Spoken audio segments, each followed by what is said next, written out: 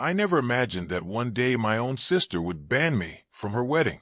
Those words still echo in my head, like a wound that refuses to close. It started 2 months ago, on a warm afternoon in May. The air smelled like rain and roses, and my phone buzzed with a message that changed everything.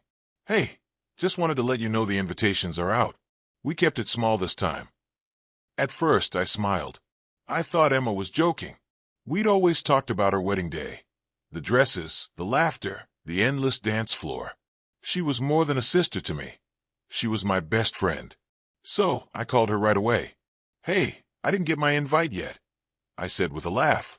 There was silence on the other end. Then she sighed softly. "I was going to call you," she said. "It's complicated." Complicated. That one word can carry 1,000 hidden meanings. "What's complicated about your sister coming to your wedding?" I asked. She hesitated, then said quietly, "Daniel doesn't feel comfortable with you there." For a moment, I couldn't even breathe. "Daniel? Your fiancé?" "Yes," she said. "He just thinks, given your history, it might be awkward." My history?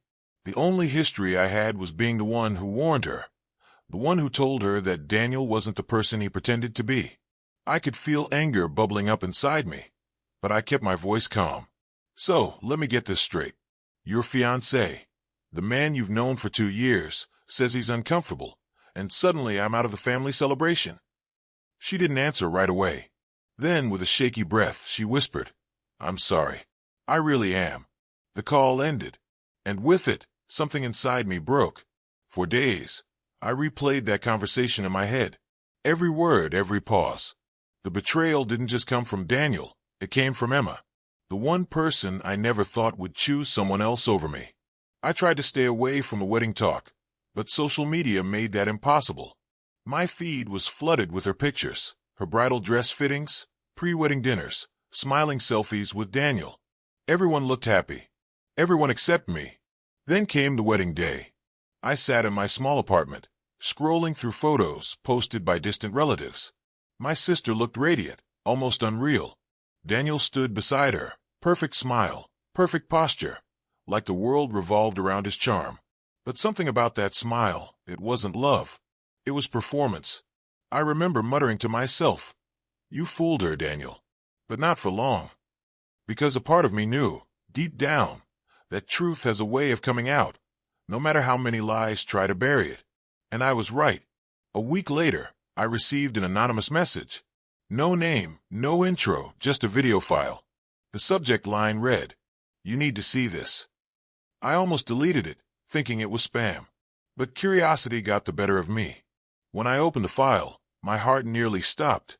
The footage was shaky, like it had been recorded secretly from a phone. It showed Daniel at a restaurant with a woman who wasn't Emma. They were laughing, holding hands, and leaning close enough to leave no doubt about what was happening. I played it again and again, my pulse racing faster each time. Then, halfway through the clip, Daniel said something that froze me completely. "Once her father transfers the shares, I'll be set for life." Shares. He wasn't talking about love. He was talking about business. About money. My hands were trembling. I sent the clip to Emma instantly. It took her hours to reply.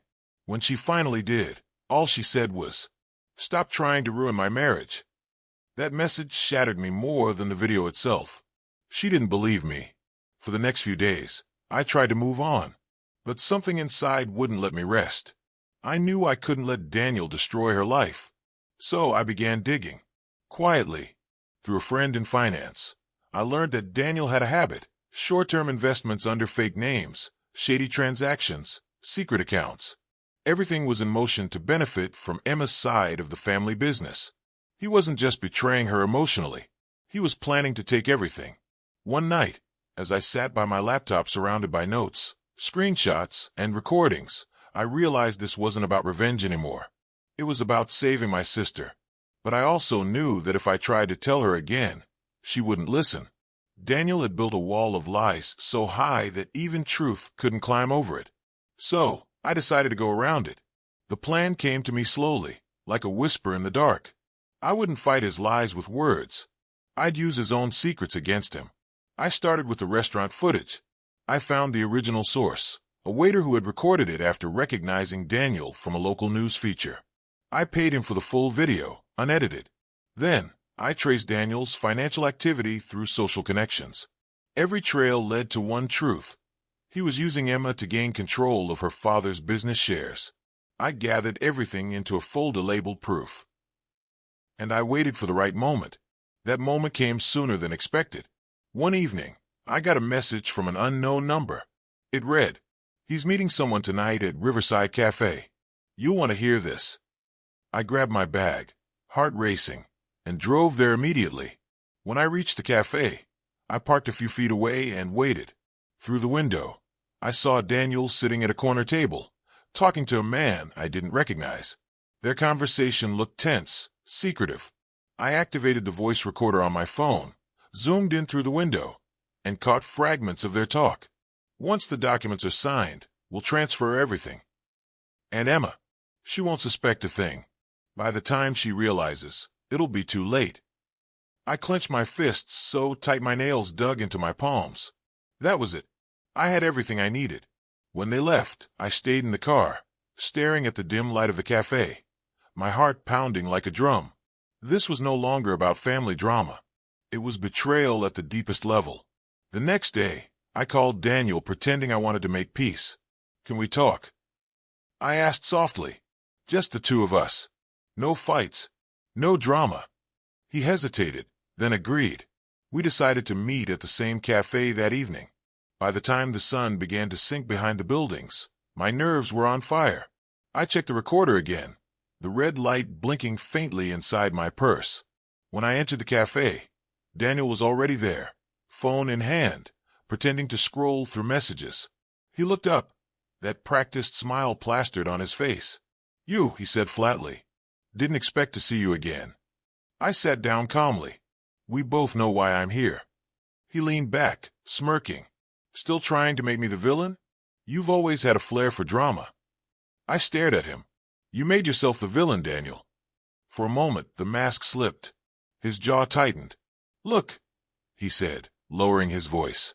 "Emma's sensitive. You've always been jealous. Just drop whatever fantasy you've built about me. You don't want to ruin her happiness again, do you?" I smiled faintly. "Her happiness? Or your plan?" He froze. "What plan?" "The one where you take her father's company shares and disappear." He blinked, caught off guard. "You don't know what you're talking about." "Oh, I do," I said, pulling out my phone. "In fact, I've got a little recording you might enjoy." I pressed play. His own voice filled the air.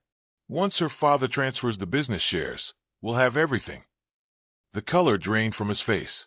He lunged forward, trying to snatch the phone, but I pulled it back.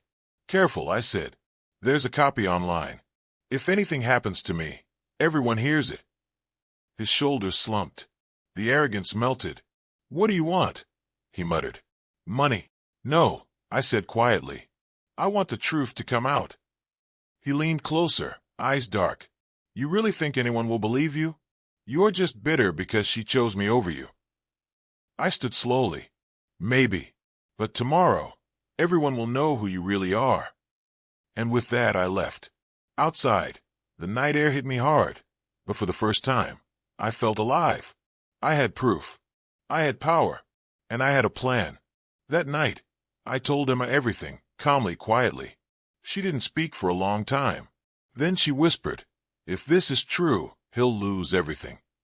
I nodded. "Good. He deserves it." But she looked at me differently then. Her voice trembled. "And if he loses everything, what do we gain?" Her question haunted me, even as we prepared to expose him. The next morning, I woke up to the sound of rain tapping against my window, soft, steady, almost cleansing. It felt like the sky was trying to wash everything away. But I knew the real storm hadn't even begun. Emma hadn't slept. She was sitting on the couch, scrolling through the recordings again and again, as if searching for a reason not to believe what was right in front of her. When I walked over, she looked up at me with tired eyes. "What if we're wrong?" she whispered. I knelt beside her. "Emma," he confessed, "you heard it yourself. You've seen the accounts, the files. He's been using you." She pressed her palms to her face, and let out a trembling sigh. I just can't believe I didn't see it. I put my arm around her. That's because you loved him. And love, it blinds us to the truth until it's too late. She stayed quiet for a long time, and then she said something that changed everything. Then let's show everyone who he really is. Let's do it the right way, not in anger, but in truth. And right there, we began planning his downfall. We couldn't just upload the recordings online. It would look like revenge.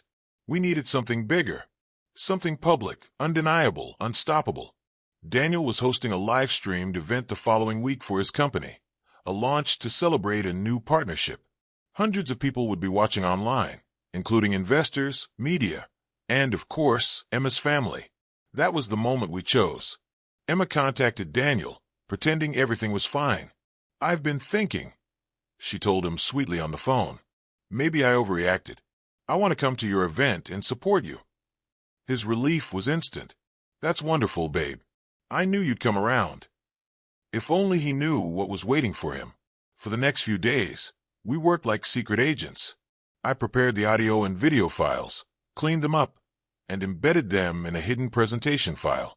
Emma arranged for a small technical assist during the event. She knew one of the crew members from her old PR job, and with his quiet cooperation, we had access to the stream feed. The plan was simple. When Daniel started his big speech, we'd take control of the live feed. Instead of his presentation, everyone watching would see the truth, the recordings, the secret footage, everything. It was risky. It was bold. It was perfect. The night before the event, Emma couldn't sleep again.